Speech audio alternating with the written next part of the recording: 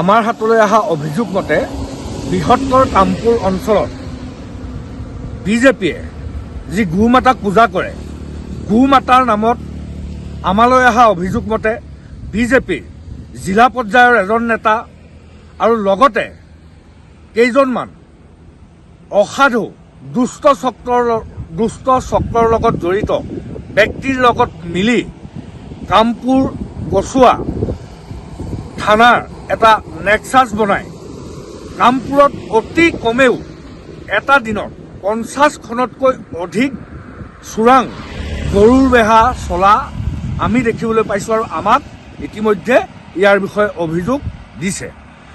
এই অভিযোগ অত্যন্ত পৰিতাপৰ কথা। যিখন বিজেপি চৰকাৰে গোক পূজা কৰোঁ বুলি কয়, সেই গো মাতাক পূজা কৰা বিজেপিৰ নেতৃত্বাধীন কেইজনমান গৰুৰ চেণ্টিগ্ৰেড চলিছে। আমি অনতিবিলম্বে যিসমূহ তথ্য পাতি আমাৰ হাতত দিছে আমি পৰীক্ষা নিৰীক্ষা কৰি আছোঁ। অনতিবিলম্বে যিকেইজন গো মাতা ভক্ত, যিকেইজনৰ নেতৃত্বত গৰুৰ ব্যৱসায় চলি আছে মুকলিকৈ, চোৰাং গৰুৰ বেপাৰ, তেওঁলোকৰ নামসহ তথ্য সহকাৰে আমি কেইদিনমানৰ পিছত ফাদিল কৰিম।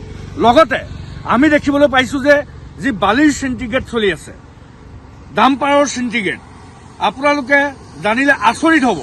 এই কামপুৰ অঞ্চলত অতি কমেও এটা দিনত 300খনতকৈ অধিক ডাম্পাৰ চলে।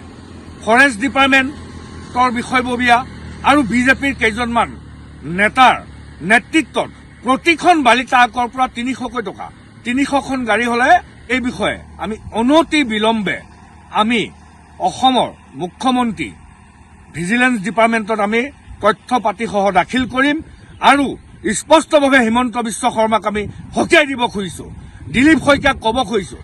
আপোনালোকে কৈ আছে গো মাতাক ৰক্ষণাবেক্ষণ দিম, গো মাতাক পূজা কৰিম বুলি, আৰু সেই গো মাতাক পূজা কৰা বিজেপিৰ কেইজনমান নেতাৰ নেতৃত্বত যি গৰুৰ চেণ্টিগ্ৰেড, বালিৰ চেণ্টিগ্ৰেড চলি আছে, আপোনালোকৰ যদি সৎ সাহস আছে আপোনালোকে নিজাববীয়াকৈ এনকুৱাৰী কৰি সেই ব্যক্তিসকলক যদি আপোনালোকে তাৰ পইচাৰ ভাগ নাপায় তেতিয়াহ'লে তেওঁলোকক গ্ৰেপ্তাৰ কৰিব বুলি আমি অনুৰোধ জনাইছোঁ।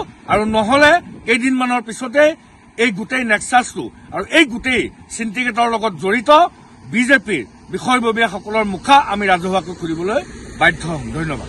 যিকোনো খবৰৰ বাবে যোগাযোগ কৰক 7099017330 লগতে 7099017110 নম্বৰত।